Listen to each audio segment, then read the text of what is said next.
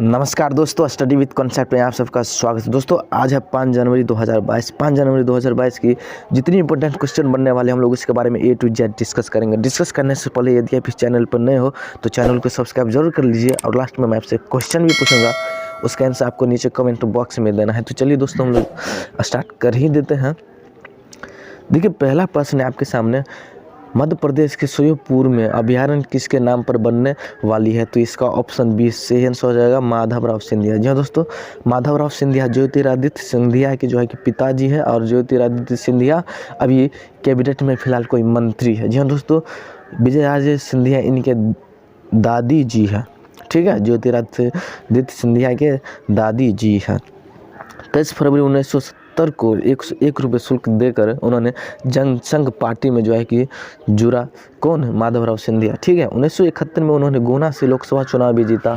ठीक है, अब आपको मैं बता दूं कि लगातार उन्होंने 9 चुनाव जीतते ही रह गया। ठीक है, अब 1984 में क्या होता है कि देखिए 1984 में उनके सामने विपक्ष में बीजेपी से अटल बिहारी वाजपेयी जो है कि चुनाव लड़ते हैं। इसके बाद 1984 में वो जो है कि कांग्रेस प्रत्याशी हो जाते हैं। कांग्रेस प्रत्याशी जो है कि हो जाते हैं और कांग्रेस प्रत्याशी होने के बाद भी अटल बिहारी वाजपेयी को हरा देते हैं ग्वालियर से लोकसभा सीट। ठीक है, ये जीत जाते हैं 1984 में माधवराव सिंधिया जी।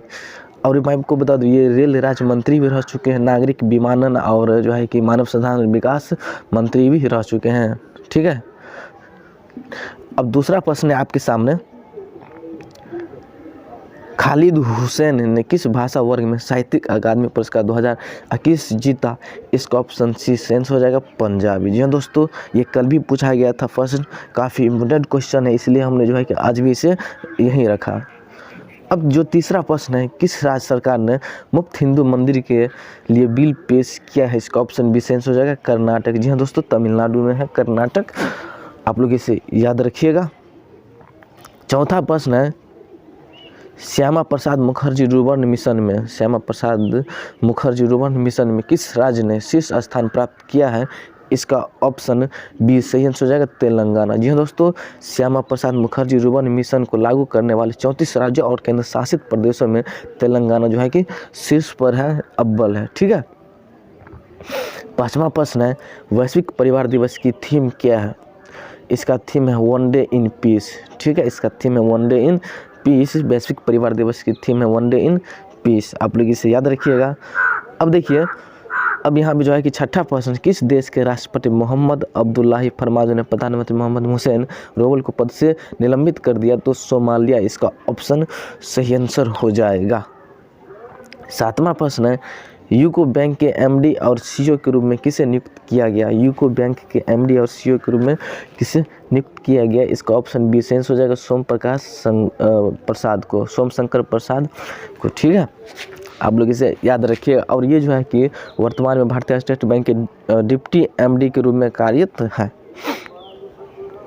अब आठवां जो प्रश्न है वो है, आईटीबीपी के महानिदेशक का नाम बताइए जिन्हें एक अन्य सीमा सुरक्षा बल सशस्त्र सीमा बल का अतिरिक्त प्रभार दिया गया है। ठीक है, वो आईटीबीपी का महानिदेशक है ही है और उसको अलग से सीमा सुरक्षा बल का जो है कि महानिदेशक भी बना दिया गया है। इसका ऑप्शन सी से सही आंसर हो जाएगा संजय अरोरा। यह है दोस्तों, मैं आपको बता दूं एसएसबी के जो अभी महानिदेशक हैं फिलहाल वो है राजेश चंद्रा, जो है कि सेवानिवृत्त होने वाले हैं, इसलिए उन्हें बना दिया गया है। और एसएसबी का जो स्थापना हुआ था 1963 में ही हो गया था। ठीक है, अब आईटीबीपी का फुल फॉर्म क्या होता है? इंडो टाइबेटन बॉर्डर पुलिस, भारतीय तिब्बत सीमा पुलिस का महानिदेशक है। ठीक है, संजय अरोरा आईटीबीपी के महानिदेशक है। ठीक है, आप लोग इसे याद रखिएगा। कौन सा बैंक 2 लाख से अधिक कार्ड स्वाइपिंग मशीनों के साथ पीओएस मशीनों में दूसरा सबसे बड़ा व्यापारिक अधिग्रहण बैंक बन गया है?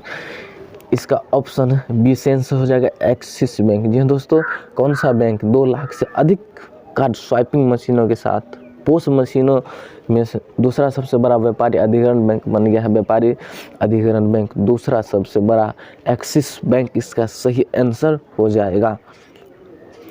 10वां जो प्रश्न है वो है, परमाणु वार्ता के बीच किस देश ने नया अंतरिक्ष प्रक्षेपण किया?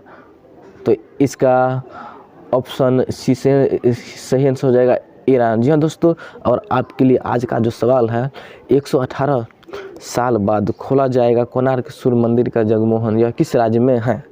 इसका ऑप्शन आप कमेंट बॉक्स में जरूर कमेंट करें।